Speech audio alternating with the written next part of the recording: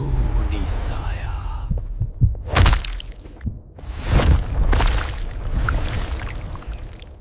Royal Dutchman जहाज धुंध से भरे समुद्र के बीचों बीच बिल्कुल स्थिर खड़ा था। जहाज के बाहर दिखाई देने वाली सारी लाइटें बंद थीं, क्योंकि वह समुद्र की उस खतरनाक काली धुंध की छाया में फंस चुका था। लेकिन वह साधारण धुंध नहीं थी, वह मौत का तूफान था। एक ऐसा अभिशाप जिसने न जाने कितने जहाजों को अपने अंदर समा लिया था। जहाज के अंदर भी हर कोई परेशान था। सभी के मन में बस एक ही सवाल था, आखिर हो क्या रहा है? हम कई घंटों से एक ही जगह क्यों रुके हुए हैं? तभी एक यात्री रॉबर्ट गुस्से में एक कर्मचारी पर चिल्लाया, अरे तुम इधर आओ। जी सर, बताइए मैं आपकी क्या मदद कर सकता हूं? यह जहाज यहां क्यों रुका हुआ है? आगे क्यों नहीं बढ़ रहा? और मैं तुमसे क्यों बात कर रहा हूं? तुम्हारा कप्तान कहां है? उसे बुलाओ, नहीं तो मैं खुद उसके पास जाता हूं। कृपया सर, आप अभी ऊपर नहीं जा सकते। कप्तान थोड़ी देर में आप सबसे बात करेंगे। थोड़ा धैर्य रखिए। धैर्य? हमने लाखों रुपए दिए हैं इंतजार करने के लिए। रॉबर्ट अभी कर्मचारी पर चिल्ला ही रहा था कि तभी समुद्र की गहराइयों से एक भयानक धमाका सुनाई दिया। ऐसा लगा जैसे किसी ने समुद्र का सीना चीरकर बाहर कदम रखा हो। रॉबर्ट घबरा गया। तुम लोगों ने यह आवाज सुनी? जरूर कोई मुसीबत है और ये लोग हमसे सच छुपा रहे हैं। मैं अभी ऊपर जाकर पता लगाता हूं।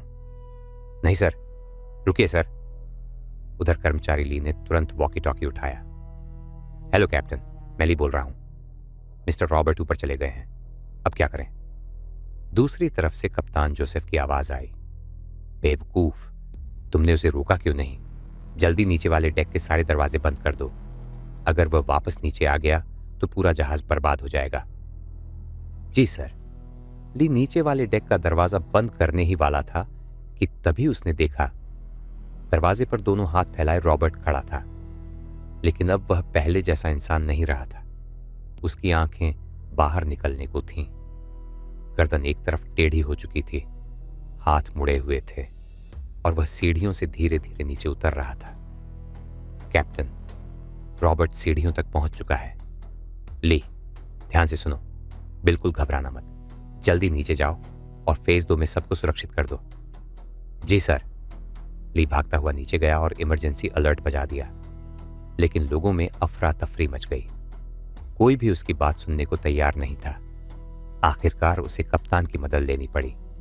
स्पीकर पर कप्तान जोसेफ की आवाज गूंजी, सभी यात्रियों से निवेदन है, मैं कप्तान जोसेफ बोल रहा हूं। मुझे पता है आप सब परेशान हैं, लेकिन विश्वास रखिए, हम आपको सुरक्षित रखना चाहते हैं। इस समय ली की हर बात मानिए। सुबह होते ही सब ठीक हो जाएगा, मैं आपसे वादा करता हूं। कप्तान की बात सुनकर लोग खुद ही फेज 2 की ओर जाने लगे।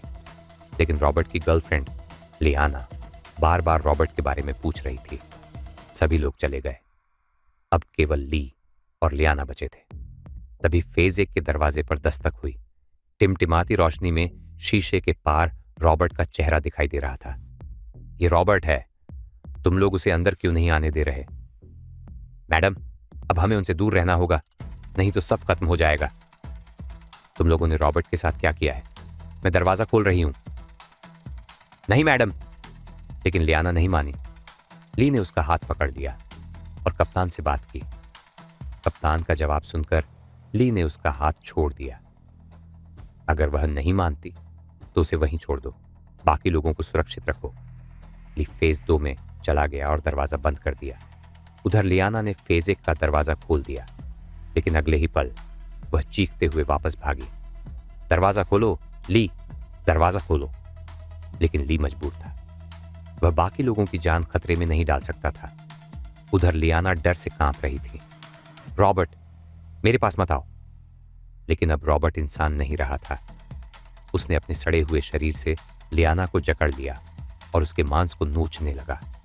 दर्द से तड़पती लियाना कुछ ही क्षणों में खुद भी झोंबी बन गई और अगले ही पल वह शीशे के सामने आकर दरवाजे पर जोर जोर से प्रहार करने लगी।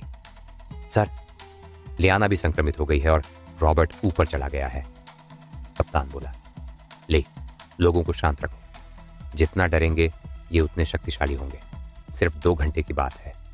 सुबह होते ही सब खत्म हो जाएगा और आग की व्यवस्था कर लो, उसकी जरूरत पड़ेगी। 1 घंटे से ज्यादा समय बीत चुका था। लियाना लगातार दरवाजे को पीट रही थी। अब शीशे में दरारें पड़ने लगी थीं।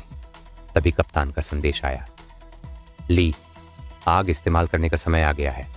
रॉबर्ट मेरे केबिन तक पहुंच चुका है। याद रखना, सूरज की पहली किरण समुद्र को छूने के ठीक 20 मिनट बाद आग ही उनका अंत कर पाएगी। ली चारों तरफ देखने लगा। तभी उसकी नजर शराब की बोतल पर पड़ी। उसने कपड़ा बांधकर एक मशाल बनाई और उसे जला दिया।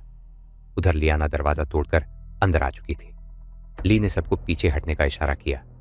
लियाना आग देखकर थोड़ी पीछे हटी, लेकिन फिर वह बाकी लोगों पर झपटने लगी। तभी ली उनके सामने ढाल बनकर खड़ा हो गया। सुबह होने में बस कुछ मिनट बाकी थे। ली मशाल के सहारे लियाना को दूर रखता रहा और बाकी लोगों को फेजेक के रास्ते बाहर निकालता रहा। फिर उसने शराब से भरा गिलास लियाना पर फेंका और मशाल से उसे आग के हवाले कर दिया।